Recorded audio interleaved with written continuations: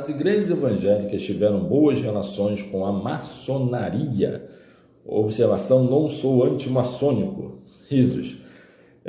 Bom, aqui não é, esse espaço pelo menos não é para gerar polêmica com ninguém, ok? Não estou aqui para gerar polêmica e a rede social também não é espaço para isso. Então, se é antimaçônico ou não, não vai interferir na minha resposta aqui. As igrejas evangélicas, elas tiveram boas relações? Sim, elas tiveram boas relações no século XIX com as sociedades maçônicas, mas isso tem que ser entendido dentro do contexto do século XIX, no Brasil Império, e principalmente dentro de um contexto, quando chegam a maior parte dos protestantes, no contexto da Reforma Católica ultramontana no século XIX. No livro clássico do David Gueiros Vieira, Protestantismo, a Maçonaria e a Questão Religiosa no Brasil, ele deixa isso claro ali. E todos os outros documentos, eu trabalhei isso também na minha tese de doutorado, okay? Na minha dissertação de mestrado também. A relação entre protestantes e maçons no Brasil, primeiro que assim, quase todos no Brasil que pertenciam a uma determinada elite política eram maçons, com exceção, ao contrário do que alguns pensem, de Dom Pedro II, que não era maçom, né? Mas todos ali eram. Então, mantendo uma certa relação com as elites políticas, tanto da nação quanto locais, de certa forma ia esbarrar em algum momento com os maçons. Para além disso, tinha a questão da relação da maçonaria com a Igreja Católica.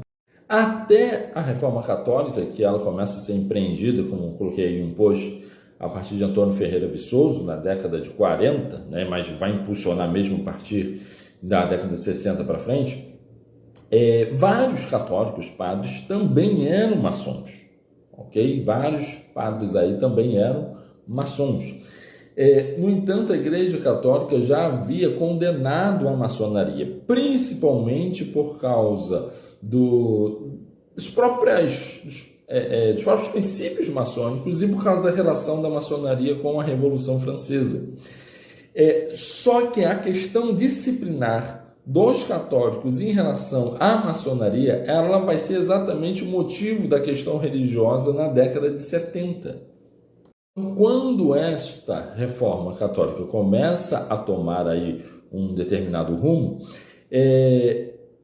esse catolicismo tramontano se torna então um adversário comum a maçons, a protestantes, a políticos liberais e vários outros grupos no século XIX, já dito lá pelo David Gueiros Vieira. E é nesse sentido que os protestantes se relacionam com os maçons por causa desse inimigo comum.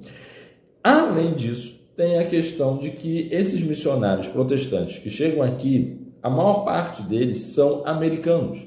E nos Estados Unidos, eles trazem já essa marca da maçonaria junto a eles. Isso só vai criar uma crise na igreja evangélica após o Império, já no período republicano, isso está na minha tese de doutorado, inclusive, quando vai se questionar essa questão da legitimidade de se o cristão poderia ou não ser maçom. Isso década de 90.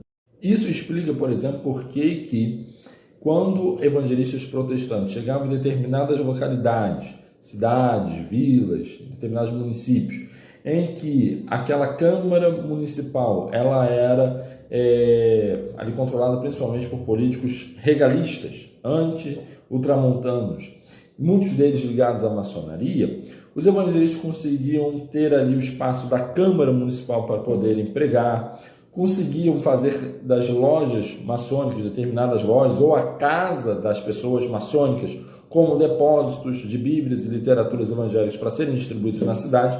É dessa forma que tem essas relações entre protestantes, políticos liberais, maçons, todos contra a Reforma Católica, como David Gueiros Vieira apresentou, como tendo um adversário comum ali naquele momento.